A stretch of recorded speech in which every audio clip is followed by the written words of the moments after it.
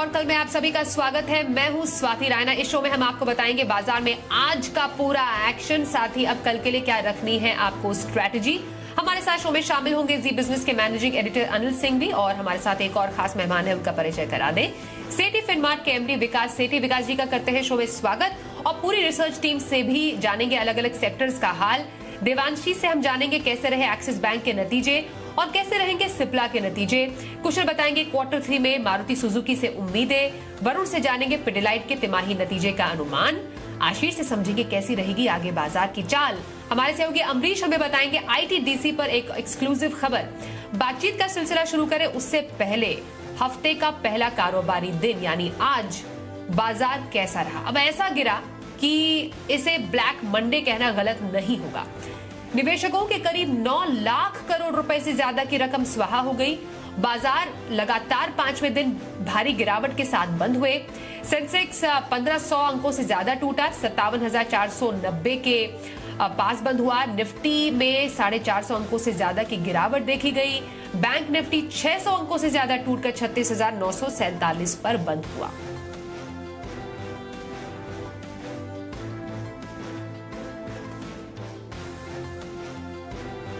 और आइए अब बताते हैं कि आज बाजार में इतनी बड़ी गिरावट क्यों आई। हमारे साथ जी बिजनेस के मैनेजिंग एडिटर अनिल सिंह भी, इनसे समझते हैं क्यों निफ्टी इंट्राडे में 600 पॉइंट से ज्यादा लुढ़का। एक बड़ी गिरावट के लिए जो कुछ भी चाहिए वो आज बाजार में था, जैसे कि कमजोर ग्लोबल मार्केट। जहां शुक्रवार को अमेरिकी बाजारों में उम्मीद से कहीं ज्यादा कमजोरी रही, तो ग्लोबल मार्केट से संकेत कमजोर थे। फिर आपके अपने ट्रिगर्स जो 2 तरीके के होते हैं, एक तो डेटा और चार्ट्स पर, और दूसरा आंकड़ों में जो एफआईज और घरेलू फंड्स के होते हैं। तो एफआईज की बिकवाली का प्रेशर बरकरार है, लगातार है। शुक्रवार को भी दबाकर बेचा है। पिछले 7-8 ट्रेडिंग सेशन में एफआईज की तरफ से तेज बिकवाली हो रही है। अब आइए डेटा में। चार्ट्स पर बाजार कमजोर है ही है। शुक्रवार को 17,750 के नीचे की क्लोजिंग बाजार में नीचे का रास्ता खोलती हुई दिखी है, तो प्रेशर है। फिर आप मंथली एक्सपायरी के हफ्ते में हैं।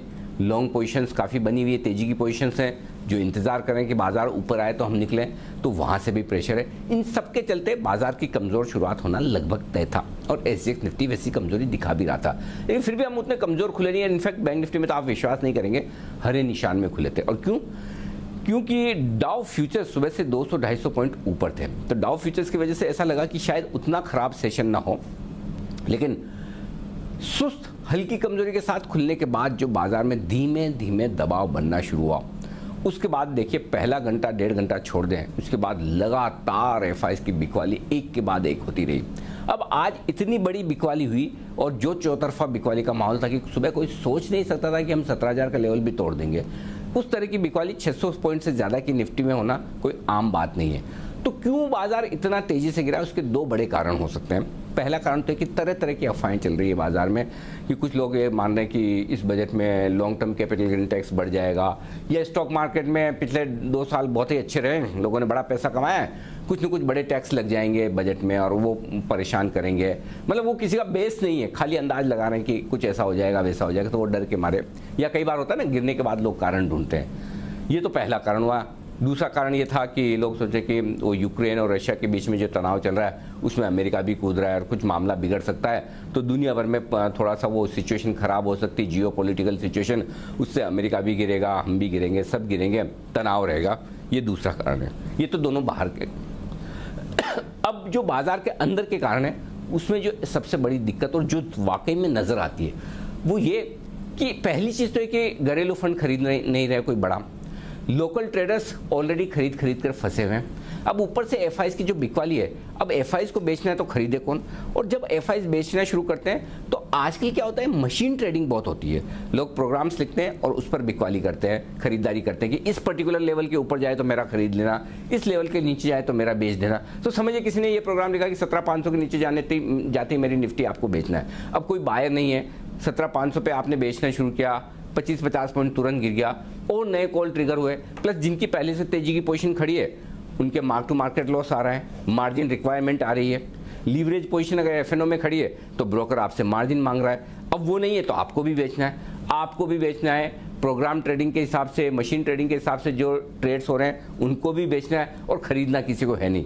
तो फिर क्या होगा? फिर एकदम शार्प फॉल। और आज एग्जैक्टली वही होता दिखा किसी भी लेवल पर निफ्टी ने ढंग ढंग का सपोर्ट लिया ही नहीं, आखिरी आधे घंटे को छोड़ दे तो आधे पौन घंटे में हल्की फुल्की रिकवरी आई 17,000 के लेवल से 150 पौने 200 पॉइंट की निफ्टी में, और बैंक निफ्टी निचले स्तर में 500-700 पॉइंट थोड़ा सा नीचे से बढ़ा है। वो एग्जैक्टली शॉर्ट कवरिंग की वजह से, क्योंकि मार्केट ओवरसोल्ड है निफ्टी और बैंक निफ्टी में। तो दो कारण आप मानकर चल सकते हैं, एक तो ये कि जो अलग अलग तरह की अफवाहें चल रही थी उनकी वजह से बाजार गिरा, दूसरी चीज ये कि लोगों को मार्जिन्स कॉल, पोजीशन कम करना और मशीन ट्रेड्स की वजह से एक के बाद एक सेल कॉल ट्रिगर होना, इन सब के चलते बाजारों में आज बेहद खराब सेशन दिखा। मंदी वाला मंडे, क्या रहे कारण समझे हमने अनिल जी से। अब आज के खास मेहमान विकास सेठी का रुख कर लेते हैं। विकास जी, आपकी नजर में बाजार की गिरावट के मुख्य कारण क्या रहे और अब किया क्या जाना चाहिए? हाँ बिल्कुल स्वाति, देखिए जो मुख्य कारण थे अनिल जी ने बहुत ही बखूबी समझाया। पहले तो यूएस में जो फेड की मीटिंग है इस सप्ताह, जिसके नतीजे हमको गुरुवार को मालूम पड़ेंगे, तो वहां पे ऐसे माना जा रहा है कि जो फेड है वो जो रेट हाइक का उनका जो प्रोग्राम है वो थोड़ी जल्दी शुरू कर सकता है और 25 बेसिस पॉइंट की रेट हाइक की बाजार उम्मीद लगा के रखा है। तो उसके कारण से इंटरनेशनली भी मार्केट्स खराब है और हमारा बाजार भी उस कारण से खराब है। और दूसरा एफआईआईज की रिलेंटलेस सेलिंग चालू है। तीसरा जियोपॉलिटिकल टेंशन है रशिया और यूक्रेन के बीच। फिर चौथा कई तरह की अफवाहें भी चल रही है बजट को लेके कि कुछ long term capital gain tax बढ़ा सकते हैं, वेल्थ टैक्स इंट्रोड्यूस कर सकते हैं। तो इस तरह की जो खबरों के बीच और फिर फाइनली जो रिटेल जो छोटे निवेशक, छोटे ट्रेडर्स हैं, उनके मार्जिन कॉल्स की वजह से भी प्रेशर है बाजार में। तो ऑल इन ऑल इन सब फैक्टर्स की वजह से हमने एक मार्केट वाला सेशन देखा। पिछले 4-5 दिनों से एक बहुत ही भारी गिरावट भारतीय बाजारों में भी देखने को मिली है। अब यहाँ पे भी जब हम आज अभी बात कर रहे हैं तो जो डाउ फ्यूचर्स पॉजिटिव ट्रेड कर रहे थे जब हम बंद हो रहे थे, वो अभी खुलने में तो कमजोरी खुल रहे हैं। तो बाकी अभी पूरी रात बाकी है, डाउ कैसे बिहेव करता है। अगर वहां पे रिकवरी आती है यूएस के मार्केट्स में तो कल होपफुली हमारे मार्केट्स में भी रिकवरी आ सकती है। बाकी कीपिंग फिंगर्स क्रॉस्ड, मुझे लगता है अगर इंटरनेशनल फ्यूज आज पॉजिटिव रहेंगे तब एक अच्छा बाउंस बैक का दिन कल हो सकता है। विकास जी, कल के लिए कौन सी पिक आप सजेस्ट करेंगे और हफ्ते भर का नजरिया कहां पर रखने का सुझाव है? बिल्कुल स्वाति, अगर कल के लिए ट्रेड करना हो तो आज एक स्टॉक है, काफी स्ट्रॉन्ग था। स्टॉक का नाम है एबीबी, जो कि आज 2400 के लेवल पे बंद हुआ। ये एक एमएनसी कंपनी है जो कि capital goods, particularly power sector को कैटर करने वाले इक्विपमेंट्स वगैरह बनाती है। सॉलिड कंपनी है, जीरो डेट कंपनी है और बाकी इस बजट में भी पावर को एक अच्छा खासा फोकस दे सकती है सरकार। और इनका कहीं ना कहीं ये इलेक्ट्रिक व्हीकल्स के लिए भी काफी झुकाव है इस कंपनी का। मुझे लगता है ये स्टॉक कल के लिए खरीदा जा सकता है। मेरा इसमें कल का टारगेट रहेगा 2460 का, स्टॉप लॉस रखना है 2380 का। और जहां तक मेरी पोजिशनल पिक का सवाल है, एक mid cap fundamentally sound stock है। स्टॉक का नाम है ला ओपाला। ये भारत की एक लीडिंग टेबलवेयर बनाने वाली कंपनी है जिसके ब्रांड्स है ला ओपाला, दीवा और सोलिटेयर। और ये बहुत ही पॉपुलर ब्रांड्स है और ऑर्गेनाइज्ड ओपनवेयर सेगमेंट में कंपनी का भारत में 50% से ज्यादा का मार्केट शेयर है। 12,000 रिटेलर्स है, 200 डिस्ट्रीब्यूटर्स है। बाकी फंडामेंटली एक सॉलिड कंपनी है, जीरो डेट। बाकी एफआईआईज, डीआईआईज मिलकर अराउंड 14% हिस्सेदारी ओन करते हैं, जिसमें एचडीएफसी है, यूटीआई है, डीएसपी है, मलाबार इंडिया फंड है। और हाल ही में खबरें थी बाजार के जो नामी गिरामी निवेशक आशीष कचोलिया जी ने भी इसमें 2-3 दिन पहले ही कुछ खरीदारी करी ओपन मार्केट से। मुझे लगता है कि ये स्टॉक भी अगर बाजार में सेंटिमेंट सुधरेंगे तो अच्छा कर सकता है। तो पोजिशनली इसमें खरीदारी करने की सलाह है और मेरा इसमें पोजिशनली टारगेट है 415 रुपए का, स्टॉप लॉस रखना है 370 रुपए। बिल्कुल, तो विकास जी की राय, एबीबी में कल खरीदारी करने की सलाह इंट्राडे पिक है उनकी, और ला ओपाला में पोजीशन व्यू रखने का सुझाव विकास सेठी जी का। आगे बढ़ते हैं। एक्सिस बैंक के नतीजे आ गए हैं। नतीजे अनुमान के मुताबिक रहे। बैंक का मुनाफा 1116 करोड़ रुपए से 3600 करोड़ रुपए हुआ है। नेट एनपीए में भी कमी आई है। इस पर और ज्यादा जानकारी के लिए हमारी सहयोगी देवांशी आशर हमारे साथ है। देवांशी, क्या खास रहा इस बार एक्सिस बैंक के नतीजों में? बिल्कुल स्वाति, आप देखिए नतीजे काफ़ी शानदार आते हुए दिखे। इनफैक्ट सारी फ्रंट पर अगर आप देखें तो नतीजे अनुमान से काफ़ी बेहतर भी देखने मिले हैं। जो इंटरनल्स हैं वो काफ़ी मजबूत हैं। सबसे पहले अगर नेट इंटरेस्ट इनकम की बात करें तो 17% तक की ग्रोथ आपको सालाना आधार पर देखने मिली है। क्वार्टर ऑन क्वार्टर बेसिस पर 10% तक की ग्रोथ है। मल्टी क्वार्टर हाइज पर यहाँ पे मुनाफा भी दर्ज किया है। अब देखिए जो मुनाफा है उसमें 3 गुना ग्रोथ आती हुई दिखी है, यानी कि 225% तक की ग्रोथ हमने इस क्वार्टर में आती हुई दिखी है। 3614 करोड़ पर मुनाफा पहुंचता हुआ दिखा है। प्रोविजंस के आंकड़ों से मदद मिलती हुई दिखी क्योंकि प्रोविजंस कम हुए हैं, साथ ही असेट क्वालिटी जो है वो काफ़ी सुधरती हुई दिखी है।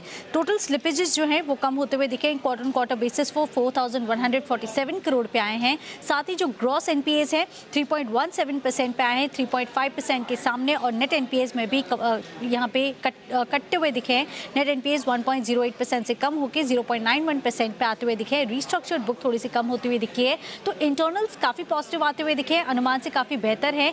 जो लोन ग्रोथ है वो 18% पे आती हुई दिखी है। और अब देखिए ये रिटेल लोन ग्रोथ है, टोटल लोन बुक करीब 17% बढ़ती हुई दिखी है। और जो डिस्बर्समेंट्स आते हुए दिखे हैं रिटेल साइड पर वो काफ़ी मजबूत है। तो इंटरनल्स काफ़ी मजबूत इस बार इस तिमाही के नतीजों में देखने मिल रहे हैं।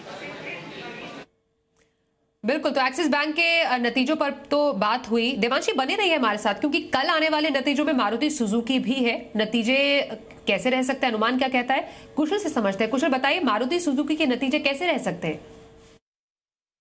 जी, तो मारुति के नंबर्स हमें कमज़ोर साइड पर ही देखने को मिलेंगे। खासकर अगर आप वॉल्यूम की तरफ से देखें तो यहाँ पर करीब 13% की गिरावट आती हुई नजर आई है सालाना आधार पर, जिस वजह से कंपनी की जो आय है वो 23,458 करोड़ से घटकर इस बारी 23,200 करोड़ रहने का अनुमान है। साथ ही कंपनी का जो कामकाजी मुनाफा है वहाँ पर तो 48% की गिरावट हम एक्सपेक्ट करके चल रहे हैं, क्योंकि यहाँ पर रियलाइजेशन तो बढ़ी है, बट जिस तरह से कॉस्ट इन्फ्लेशन होता हुआ नजर आया है उससे कंपनी की जो ओवरऑल कामकाजी मुनाफा है उस पर दबाव देखने को मिला है। 9.5% के मुकाबले इस बारी 5% का मार्जिन जो है वो कंपनी रिपोर्ट करती हुई नजर आ सकती है। मुनाफे के लिहाज से 55% की गिरावट के साथ 870 करोड़ रुपए पे हम अनुमान करके चल रहे हैं कि ये कंपनी का मुनाफा रह सकता है। सीएनजी सेगमेंट में तो कंपनी का बेहतर प्रदर्शन है, पर एसयूवी मार्केट में लगातार कंपनी जो है अपना मार्केट शेयर हो सकता है लूज करती हुई नजर आए। इनफैक्ट अगर आप देखें तो जो नए प्रोडक्ट लॉन्चेस हैं वहां पर कंपनी का बड़ा फोकस बन रहा है कि यहाँ पर आगे के लिए क्या पाइपलाइन है, ये जानना मैनेजमेंट की कमेंट्री में बेहद अहम होगा। शुक्रिया कुशल, आने वाले नतीजों पर चर्चा करने के लिए। इनफैक्ट कल सिप्ला के नतीजे भी आने वाले हैं। देवांशी आपके पास फिर से आ रहे हैं, सिप्ला के नतीजों में इस बार क्या खास रहने की उम्मीद है? अब देखिए सिप्ला के नतीजों से बहुत ज़्यादा शानदार नतीजों का अनुमान नहीं है, क्योंकि जो कोविड की दवाएं हैं उसकी बिक्री कम होती हुई दिखी और इसका इम्पैक्ट आपको इस बार के नतीजों में देखने मिलेगा। कुल आय 3% तक बढ़ती हुई दिखेगी, बहुत ज़्यादा नहीं बढ़ेगी। कामकाजी मुनाफा 7% तक कम होता हुआ दिखेगा। मार्जिन्स में इस बार कमी होती हुई दिखेगी, 24% से घटकर 21.4%, और जो मुनाफा है वो भी 9% तक कम होता हुआ दिखेगा। इसके साथ ही आप देखिए एक्स कोविड जो पोर्टफोलियो है उसमें बढ़त आती हुई दिखेगी। यूएस में 3% वाई ग्रोथ का अनुमान इस बार किया जा रहा है और कोई भी नए प्रोडक्ट लॉन्चेस नहीं किए थे कंपनी ने, तो इसी के चलते बहुत ज़्यादा मुनाफे में बढ़त आने का अनुमान नहीं है। नज़र रखनी होगी कमेंट्री पर, यूएस प्रोडक्ट पाइपलाइन किस तरह से आती हुई दिख रही है, इनहेलर का जो इनका मार्केट शेयर है वो कितना बढ़ता है, और साथ ही गोवा फैसिलिटी पर क्या अपडेट्स हैं, इन सब पर कमेंट्री अहम रहेगी। लेकिन इन ऑल अगर आप देखें तो नतीजे बहुत ज़्यादा शानदार नहीं रहेंगे इस बार। शुक्रिया देवांशी, सिप्ला के आने वाले नतीजों पर अनुमान बताने के लिए। अब कल पिडिलाइट के नतीजे भी आएंगे, नतीजे क्या कैसे हो सकते हैं, वरुण दुबे हमारे साथ है। वरुण जरा बताएं कैसे रह सकते हैं पिडिलाइट के नतीजे? देखिए पिडिलाइट के नतीजे मिले जुले रहेंगे, ग्रोथ अच्छी होगी लेकिन मार्जिन्स पे दबाव रहने वाला है। अब ऐसा क्यों, ये मैं आपको बताता हूँ। देखिए इस कंपनी का काफ़ी बड़ा डिपेंडेंस जो है रियल एस्टेट सेक्टर में है, और पिछले तिमाही में आपने देखा रियल एस्टेट में अच्छी खासी ग्रोथ देखने मिली है, तो उसका फ़ायदा कंपनी को होगा। त्योहारी सीज़न से भी कंपनी की सेल्स में बढ़ोतरी होती है, और पिछले आपने देखा क्वार्टर में त्योहारी सेल्स जो थी कंपनियों की काफ़ी अच्छी रही है, तो उसका भी इस कंपनी को फ़ायदा होगा। इसके अलावा इस कंपनी के जो प्रोडक्ट्स है स्कूल, कॉलेज, ऑफिसेस में इस्तेमाल होते हैं, और पिछले तिमाही में ये सब मेजॉरिटी ऑफ द टाइम्स खुले थे, तो इसका भी फ़ायदा इस कंपनी को मिलेगा। इसके लिए हमारा मानना है कि ग्रोथ अच्छी रहने वाली है और वॉल्यूम ग्रोथ 8 से 10% की रहेगी। हालांकि कंपनी ने प्राइस हाइक भी लिए थे, उसका भी फ़ायदा कंपनी को मिलेगा। इसके चलते रेवेन्यूज़ जो है 23-24% के आसपास बढ़ेंगे और ये करीब 2840 करोड़ के आसपास आएंगे। लेकिन जितनी भी प्राइस हाइक ली थी वो कंपनी ने इसलिए ली थी कि कॉस्ट प्रेशर्स को पास ऑन कर पाए, लेकिन पूरी तरह से पास ऑन तो कर नहीं पाए, क्योंकि रॉ मटेरियल के कॉस्ट इस लेवल तक बढ़े थे कि कंपनी के मार्जिन पे उसका दबाव आपको देखने मिलेगा। हमारा अनुमान है मार्जिन 27.9% से गिर के करीब 20.4% के आसपास आ सकते हैं, और एबिटा में 9.5% की गिरावट होगी, और इसी के चलते मुनाफा जो है करीब 10-10.5% गिरने वाला है। 446 करोड़ से गिर के ये करीब 400 करोड़ के आसपास आ सकता है। यानी कि ग्रोथ अच्छी रहेगी इस कंपनी के नतीजों में, वॉल्यूम ग्रोथ भी ठीक ठाक रहने वाली है, लेकिन मार्जिन जो है उस पर दबाव रहने वाला है।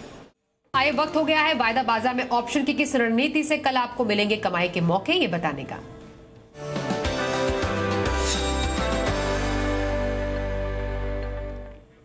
और कल की ऑप्शन स्ट्रैटेजी बताने के लिए हमारे साथ आज है kiranjadhav.com के सीईओ आशीष केलकर। आशीष जी, बहुत स्वागत है आपका शो में। आपसे समझना चाहेंगे कल के लिए कहां पर ऑप्शन स्ट्रैटेजी रखी जा सकती है? Good evening Swati ji. देखिए, दो स्टॉक चुने हैं मैंने, एक लॉन्ग साइड का है और एक शॉर्ट साइड का है कि जो कि जिस तरह से आज बाजार में हमने गिरावट दिखी, हो सकता है कि एक छोटा सा बाउंस बैक आ सकता है और उस बाउंस बैक में मैं खरीदारी करना चाहूंगा बंधन बैंक। बंधन बैंक में आज की गिरावट में उतना ज्यादा ये स्टॉक नहीं गिरा था और एंड में इसमें जो बाइंग देखने को मिली है कल शायद कंटिन्यू हो सकती है। 305 का कॉल ऑप्शन जो कि अभी 6 रुपए 80 पैसे के आसपास ट्रेड होता हुआ दिखाई दे रहा है, वो खरीदारी करने की सलाह होगी। मेरा स्टॉप लॉस रहेगा 4 रुपए का और मेरा लक्ष्य रहेगा 10 रुपए का। शॉर्ट साइड के लिए मैंने चुना है डेल्टा कॉर्प का 270 का पुट, यानी मंदी करना है पुट बाय करके। ये 8.5 रुपए के आसपास ट्रेड आज का क्लोजिंग मिलता हुआ दिखाई दे रहा है, इसी आसपास बाय करना चाहिए। मेरा स्टॉप लॉस रहेगा 5 रुपए 50 पैसे का। मेरा पहला लक्ष्य रहेगा 14 रुपए का, दूसरा लक्ष्य रहेगा 16 रुपए का। जी बहुत शुक्रिया आशीष जी कल के लिए ऑप्शन स्ट्रैटेजी बताने के लिए। विकास जी आपके पास आएंगे और जानना चाहेंगे लॉन्ग टर्म पिक कौन सी आज आप दर्शकों को बताने वाले हैं? बिल्कुल स्वाति, आज की इस गिरावट के बाद कई स्टॉक्स बहुत ही अट्रैक्टिव माउथ वाटरिंग लेवल्स पे आ गए हैं। वहां से एक स्टॉक मैंने पिक किया जो डिफेंस सेक्टर का प्ले है। स्टॉक का नाम है जेन टेक्नोलॉजीज। ये भारत की एक इकलौती ड्रोन सिस्टम्स बनाने वाली कंपनी है। ये कंपनी इसके अलावा military training simulators, driving simulators आदि भी बनाती है। बाकी कंपनी ने 90 पेटेंट्स के लिए अप्लाई किया हुआ है और करीबन 1000 से ज्यादा देशों में अपने ट्रेनिंग सिस्टम्स को एक्सपोर्ट किया हुआ है। मेरा ये मानना है कि जो अभी बजट आएगा उसमें डिफेंस पे अच्छा खासा फोकस रहेगा सरकार का। और वैसे भी डिफेंस सेक्टर के लिए, खास करके ड्रोन सिस्टम्स के लिए, सरकार ने एक PLI स्कीम भी लॉन्च करी थी, उसका भी फायदा इस कंपनी में देखा जा रहा है। और ये हाल ही की गिरावट में ये स्टॉक भी गिरा है। मुझे लगता है इस स्टॉक को करंट लेवल्स पे खरीदना चाहिए। हाल ही में आर्म्ड फोर्सेस से, मतलब इंडियन एयरफोर्स से भी इनको एक बड़ा 155 करोड़ का ऑर्डर मिला और सरकार का एक फोकस भी है कि आर्म्ड फोर्सेस ड्रोन ज्यादा यूज करे, तो उसका फायदा इस कंपनी को होना दिखता है। मुझे लगता है करंट लेवल्स पे जो 205 के लेवल पे ये स्टॉक बंद हुआ है, यहाँ पे खरीदारी करनी चाहिए। 5-10% और गिर सकता है अगर बाजार गिरे तो, बट ओवरऑल मुझे लगता है आने वाले 9 से 12 महीने में इसमें 300 रुपए तक के लक्ष्य देखे जा सकते हैं। बिल्कुल, तो विकास जी की राय, लंबी अवधि की खरीदारी आपको करनी है तो लॉन्ग टर्म के लिए जेन टेक में खरीदारी का सुझाव विकास सेठी की तरफ से सामने आ रहा है। बहुत शुक्रिया विकास जी, आप हमारे साथ बाजार आज और कल के इस एपिसोड में शामिल हुए।